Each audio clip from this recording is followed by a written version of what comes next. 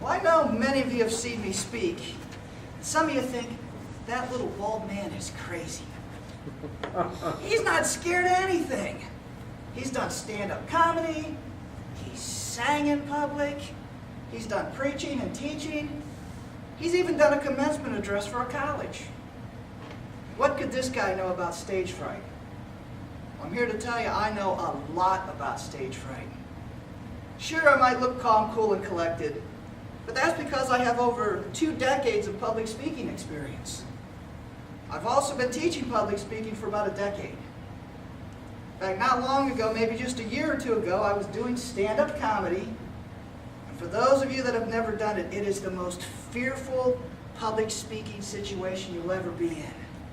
You're elevated above the audience. There's this bright light in your eyes. You look out in the audience and all you see is gray heads. But you know what they're thinking. Go ahead, make me laugh, funny man. And I was on stage with all my experience and all my background, and my brain went completely blank. It happens to the best of us. So today we're going to talk about stage fright. But I want you to imagine for a moment that I'm not your speaker. I want you to imagine for a moment that we have the world's foremost expert on overcoming stage fright. If you were able to ask that person anything, what would you want to know about overcoming stage fright? My pen is ready. What are they really afraid of? Okay.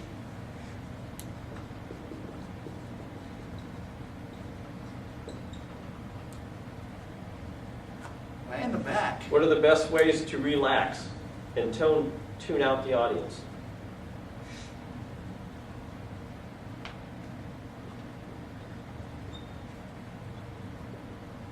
The best way to tune out the audience is to turn your back on them like I did, which is a major faux pas in public speaking. Charles is like, yep, we already caught him. You thought I was perfect, now you know better. All right, what else do you want to know? How do you deal with hecklers? Hecklers.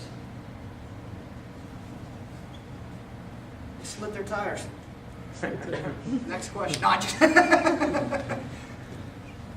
I have had some heckling experience. All right, another one. All right. If you could synthesize it into one tip, that would be the most effective. What would that one tip be?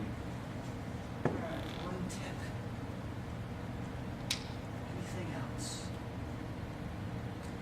Are women more afraid or men more afraid?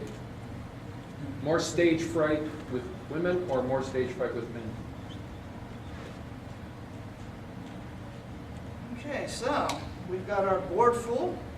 Yes, I'm doing a bold thing. This is our curriculum for the evening. Pretty bold there. So let's start. What are we really afraid of? What are you afraid of when you get up in front of an audience? Not remembering my lines. Not remembering my lines. I guess that happened to me in the comedy club. I gave him one of these. What else? Audience reaction. Audience reaction. I have problems where I ramble on and never stop the sentence. Okay, I ramble on. You don't want to look like an idiot. Okay, look like an idiot. The back. Making a mistake and hopefully it's not noticed. All right, making a mistake and hoping it's not noticed. I've made mistakes before. Does anyone see, which this almost gets to the one tip kind of thing, all in one. Is there something that's in common with all of these? Did you notice the pronoun usage? What if I forget my lines? What if I look like an idiot? What if I do something wrong? Anytime, even when I teach speech at college, that I ask that question, there's always the I, the me, the my. Are we afraid of the audience and the situation, or is it really ourselves we're afraid of? What do you think? Us. Us. The person the attention is drawn to. Yeah, you're afraid of yourself, aren't you? It's all about your ego, your reputation, the way you look. So what are we really afraid of? We're afraid of ourselves. And that's pretty scary, isn't it? Because that means if you want to overcome stage fright, you have to start by looking inside. Like that Michael Jackson song, I'm starting with the man in the mirror. Remember that? A couple of you do. A couple of you are looking at me like, crazy little bald man, singing again. Yeah, it is. It's an internal battle. And once we find out what is within us, our purpose and our meaning in life, it becomes a lot easier to overcome stage fright. Can you imagine Dr. Martin Luther King Jr., 1963, standing in front of the Lincoln Memorial with 250,000 eyes staring at him? And they weren't looking, go ahead and make me laugh, funny man. They wanted a deep message, didn't they? They were looking for hope. What do you think was going through his mind? Think he was nervous? Nope. No? No. Yes. Yes? Neither. No? No. I think he's able to transcend himself. He was. Okay. Because to focus not on him, it's not about him, it's about his message. I think that is a big key to it. Anyone else think that's a key? Yep. Yeah. His message? Yep. I think preparation. Preparation. All right? Preparation is a huge key. You can still freestyle if you're well prepared. I've done it. But it was kind of like the culmination of everything he worked for over the years. So it wasn't like he prepared for speech. He was living his mission. Okay, I think that is a big key, living your mission. You know, finding your purpose. You are less scared when you found your purpose, when you're living your mission. And sometimes we think of preparation as preparation for the speech. But I think there's also a preparation dealing with preparation for the speaker.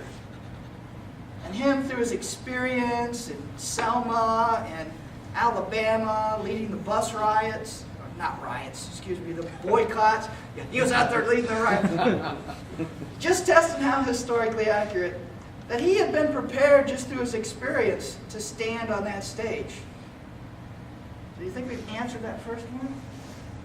I think we're going to have to wrap this one Well, more. yes, one final statement to wrap it up. Stephen Hawking recently said, he's perhaps got the highest recorded IQ in human history, the one thing he does not understand is women. And here we are trying to, perhaps we should move on. All right. Yes. So we've seen a couple things. What are we really afraid of? It all comes to we're actually afraid of ourselves, of appearing foolish, maybe somehow our macho image. How to relax. We looked at some techniques. Deep breathing, meditation, music, preparation. These are all ways that will help you relax. Even changing your thinking will help you relax. We looked at the idea of tuning out your audience, and that's probably not the best thing to do. That you can actually learn to gain strength from your audience. And hecklers, I don't think we came up with a definitive answer to that. Sorry, but that's how things go. John's like, you blew your perfection. The one tip, I think we did come up with an answer to that. And the men and the women, we probably came up with some guidelines, but no real specific answers. But hey, if I could lead a seminar and tell you all the differences between men and women, I wouldn't be speaking here. I'd overcome my stage fright and make some big moolah. So anyways, in closing, just get out there and get on the stage.